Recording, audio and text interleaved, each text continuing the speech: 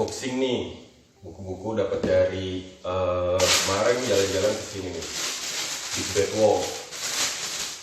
Jadi Big Bad Wolf itu kan emang acara tahunan untuk bazar buku gitu. Banyak banget bukunya, macam-macam yang dari buku dalam negeri sampai buku luar negeri juga ada. Nah kebetulan kemarin kita jalan-jalan, main-main ke sana pas malam minggu, malam banget kita datang gue datang jam berapa ya, jam 9-an kali ya, jam 9 malam, tapi itu masih ramai banget di sana karena mereka membuka 24 jam. Jadi Big Bad Wolf sendiri dia dari hari Jumat lalu tanggal berapa itu ya, 6 Maret kalau nggak salah, sampai weekend minggu depan gitu. Jadi satu minggu acaranya masih ada terus dan bukunya banyak banget. Jadi di ICE acaranya juga, di ICE BSD dia buka beberapa hall dengan berbagai macam buku, mulai dari buku novel, buku fiksi, non fiksi, buku-buku anak menggambar, terus apa lagi ya, buku dalam negeri, buku agama, buku astronomi, pokoknya banyak banget deh, bisnis, filsafat, segala macam ada. Nah kemarin gue kesana main-main, beli 4 buku ini, 4 buku ada macam-macam nih, banyak lah nih bukunya. Nggak banyak-banyak amat sih, cuma 4. Dari pertama yang di sana ngambil mungkin berapa ya, 5, 6, 4, 7 lah, lupa. Tapi akhirnya kita beli cuma 4 ini. Nah pertama gue pengen kasih lihat nih bukunya Selling Vision. Buku Selling Vision ini kalau aslinya harganya di sini $35. $35, tapi di Big Bad Wolf harganya cuma 90.000 yang ini. Gitu. Ini sendiri buku yang nulis itu namanya Lowes Carter dan Rick Cheatham. Tahu deh bacanya bener apa enggak nih. Jadi judulnya Selling Vision, Formula for Driving Results by Selling Change. Jadi bukunya buku bahasa Inggris dalamnya. Ini buku tahun 2016. Nah kita lihat, nah ini nih kontens atau daftar isinya dia di sini sendiri. Kita mulai dari bab pertama, A New Logic for Sales Transformation. Ini menarik banget. Di dalamnya sini ada Time for Change, New Way of Seeing Change, Example of X to Y Change, ya pokoknya tentang perubahan sales management di dunia dan sales leadership. Ini ada, jadi satu bab nih, part 1 aja ada 6 bagian. Kemudian yang bagian keduanya A Change in Buying. Change in Buying ini kayaknya seru juga karena di Indonesia sendiri juga kan lagi banyak pergerakan atau perubahan dari katanya orang-orang yang dulunya konvensional kemudian sekarang ke online semua segala macam. Nah mudah-mudahan di sini sedikit ngejawab ada apa sih di buku-buku ini. Dan ini bukunya juga buku global. Mohon maaf itu ada kucingnya lagi lapar kayaknya. Shh, jangan bisik loh. Nah terus berikutnya ada Sales People.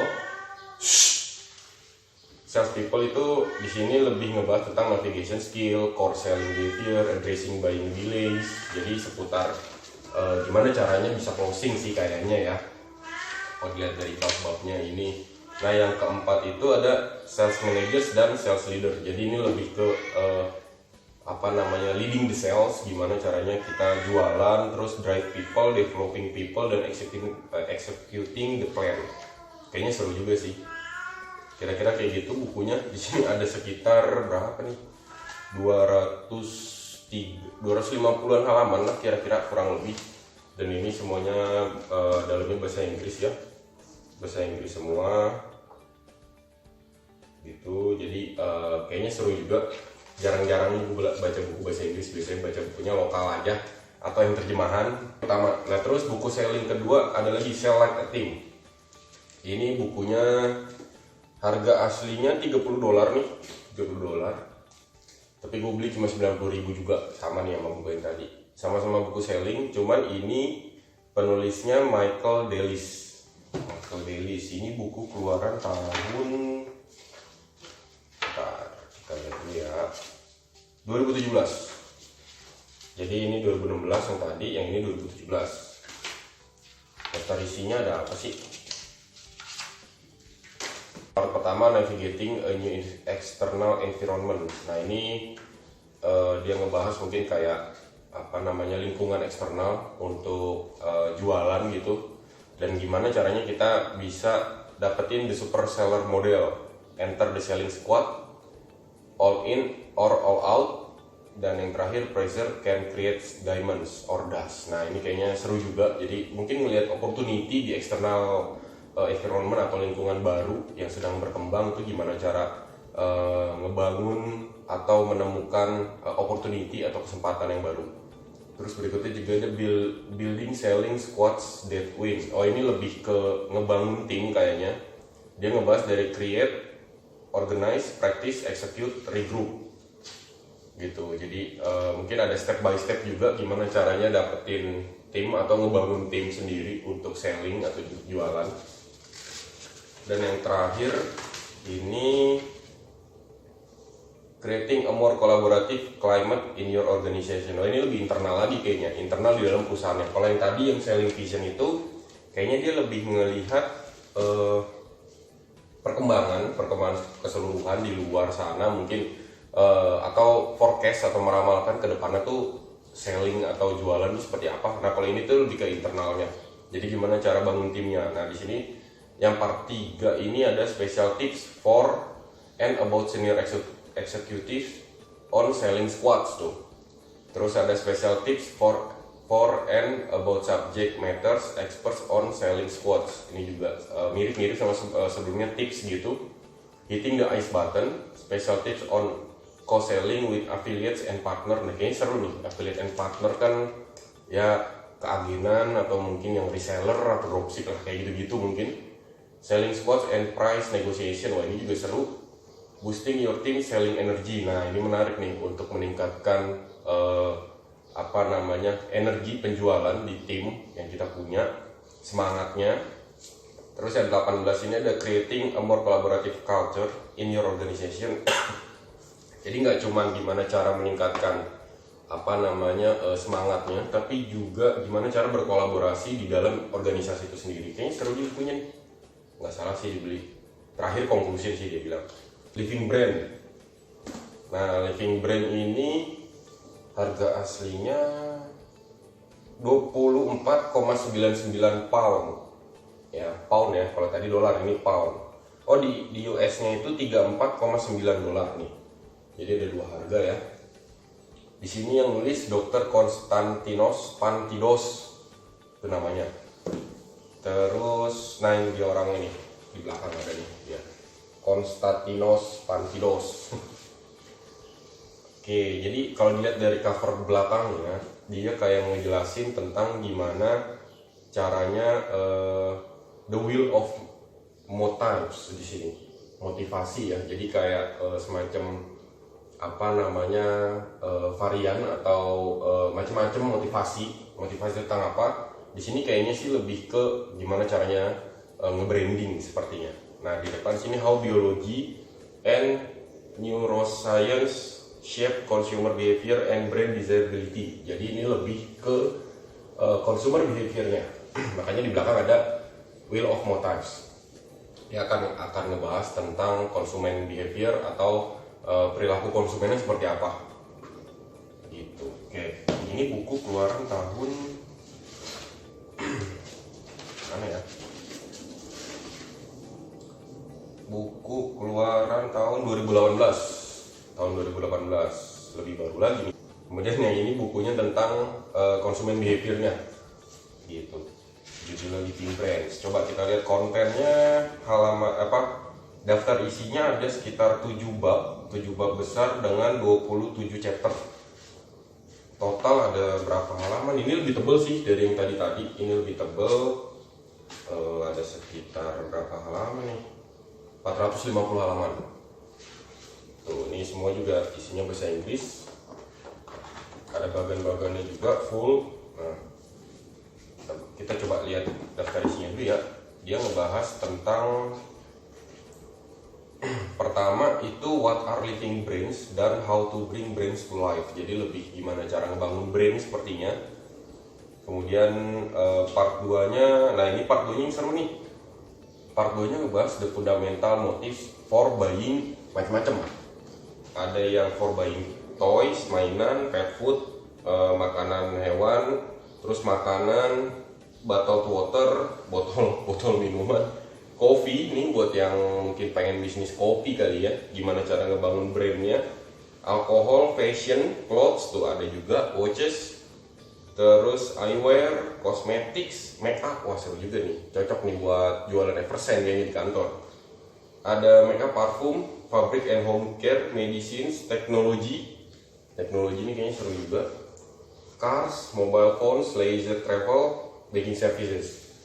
Jadi dia ngebahas fundamental motifnya, kenapa orang-orang mau membeli produk-produk tersebut. Jadi dari sisi konsumen, kenapa mereka mau beli kacamata, baju, kopi, terus alkohol mungkin, fabric and home care, obat, teknologi, mobil, macam-macam lah pokoknya, nanti dibahas lagi lah. Terus berikutnya ada decoding our lingua franca, the 12 narratives that bring brands to life. Nah, master narrative of safety, seeking, play, transformation. Oh ini macam-macam sih. Jujur sih gue juga belum terlalu ngerti isinya apa. Mesti baca dulu. Ini bakalan ngomongin apa di dalamnya. Terus di part 3 ada analyzing each of our fundamental human motives. Ini juga gue belum ngerti. Ini mirip sama part 3. Tapi kalau part 3 itu lebih ke naratifnya sepertinya.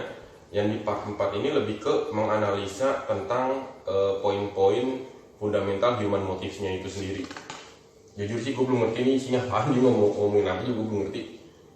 Nah di part 5 baru nih, the wheel of motives, yang ini nih, yang di depan ini ada macam-macam, ada berapa ini? 1, 2, 3, 4, 5, 6, 7, 8, 9, 10, 11, 12. Ada 12 motif gitu. Terus di part 6, step by step methodology for bringing brands to life. Wah sama juga, berarti dari gimana cara menganalisa, menemukan motif, menganalisa, kemudian terakhir di sini dia punya metode yang digunakan untuk membuat brand jadi lebih hidup.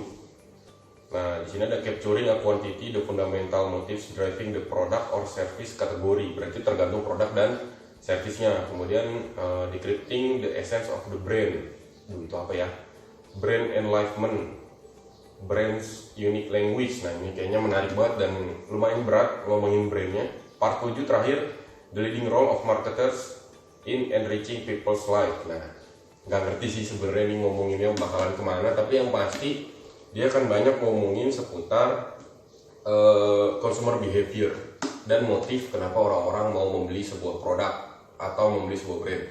Ini memang seru banget sih, cocok lah buat agency kayaknya sih. Iya, harganya gue beli 84.000 nih. 84.000 tadi, harga aslinya sekitar 34,95 dolar gitu. Di Big Bad Wolf cuma 84.000. Buku tebal ini 84.000. Next, terakhir, ini masih diplastikin. Kalau yang 3 tadi nggak diplastikin karena memang di rak bukunya mereka udah nggak diplastikin ya. Nah ini kebetulan gue masih dapat yang diplastikin, masih bersih. Yang tadi memang agak kotor-kotor dikit karena mungkin banyak yang pegang atau berdebu juga di tumpukan-tumpukannya, tapi nggak masalah, tetap bukunya keren-keren. Nah ini yang terakhir nih, The Digital Economy.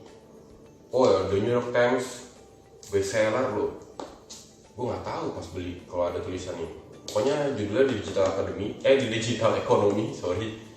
Yang nulis ini Don Ted Scott. Kita unboxing beneran nih, unplasticking sebetulnya. Ngapain lo? Membaca buku? Ada siklo di sini. Buka dulu ya. Malah mainan plastik.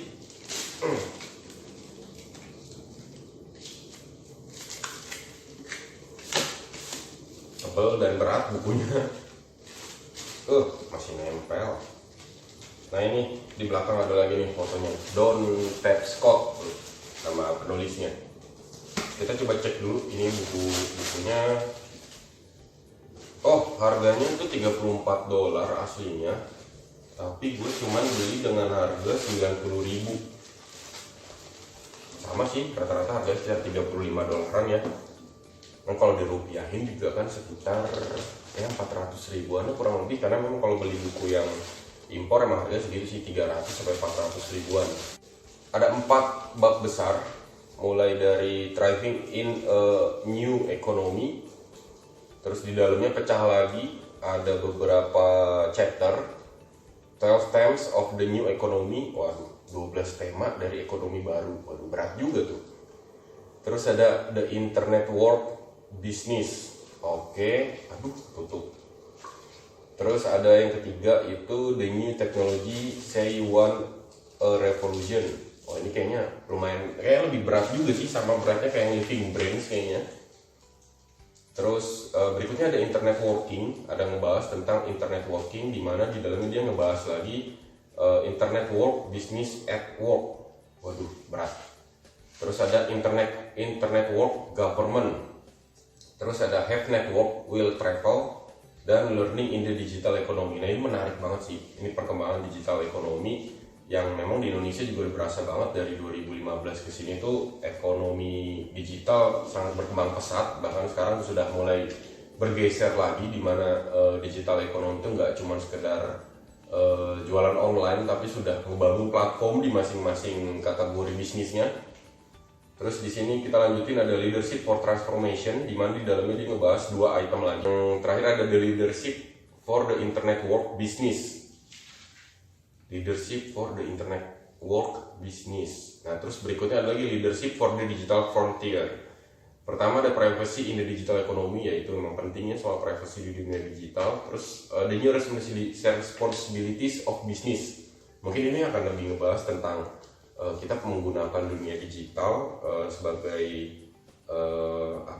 lingkungan digital ekonomi gitu, tapi kita juga tetap harus punya responsibility dan menjaga privasi di bisnisnya itu sendiri. Jangan sampai tumpang tindih atau justru malah kita nggak responsibel, di mana kita misalnya melakukan iklan tapi menjelekan brand lain kah, atau mungkin dengan caranya yang nggak sesuai hukum atau tidak bertanggung jawab gitu. Nah, di sini isinya juga sama bahasa Inggris semua, dan ini lebih tebal lagi ya bukunya. Tulisannya juga lebih kecil-kecil. Waduh, ini gue nggak tahu sih bisa ngabisin buku ini bisa berapa lama bacanya. Kemarin aja gue baca buku Indonesia, mana bukunya tadi? Nih, baca buku Indonesia nih. Ini bukunya Pak Renal yang baru, MO. Terus ini buku Grit. Ini buku terjemahan bahasa Indonesia sekarang, edisi bahasa Indonesianya ya. Sebenarnya yang nulis Angela Duckworth, jadi ini buku impor tapi diterjemahin. Beli di Gramet, ini juga beli di Gramet. Kalau yang ini dia juga ngebahas tentang platform perubahan di digital ekonomi, mirip lah sama yang ini. Cuman penopnya aja mungkin agak beda, warna ini sama-sama hijau. Kalau yang ini agak beda, kalau ini lebih ke self improvement. Grit itu artinya tabah. Jadi buku ini membahas tentang ketabahan, kekuatan passion dan kegigihan nih. Gitu. Ini bukunya juga bagus. Ini 2 buku ini aja baru selesai kemarin atau beberapa hari lalu. Ada total 300-an halaman juga ini kalau nggak salah. 400-an halaman tuh. Sekitar 400-an halaman ini baru kelar 3-4 bulan. Yang ini gue masih setengah, masih baca. Ini juga sama, belinya hampir barengan 3 atau 4 bulan yang lalu, dan ini belum kelar-kelar. Nggak tahu nih yang buku-buku ini bisa kelar kapan nih. Buku-buku ini nggak tahu bisa kelar kapan, tapi kita baca, dan mungkin kalau ada waktu nanti setiap bab atau setiap gua habis baca gua akan sharing, biar pada tahu juga isi bukunya apa, dan mungkin emang belum punya tapi pengen tahu, ya udah bisa belajar bareng. Nanti bisa komen-komen juga. Oke? Thanks for watching. Ditunggu aja nih buku-buku ini, gua akan baca semua. Mudah-mudahan gue tetap tabah untuk membacanya. Oke? Sampai situ dulu, sampai ketemu lagi nanti mungkin ngebahas-bahas yang lain. Oke, bye, thank you. Nih, tak, bye dulu dong, bye. Ini Kla. Nih, Klo mana Klo? Klo dalam plastik Klo. Nih, wah, ini Klo lagi di dalam plastik, dari tadi main plastik dia. Udah sana, kamu baca buku enggak, yang plastik doang berisik. Dah.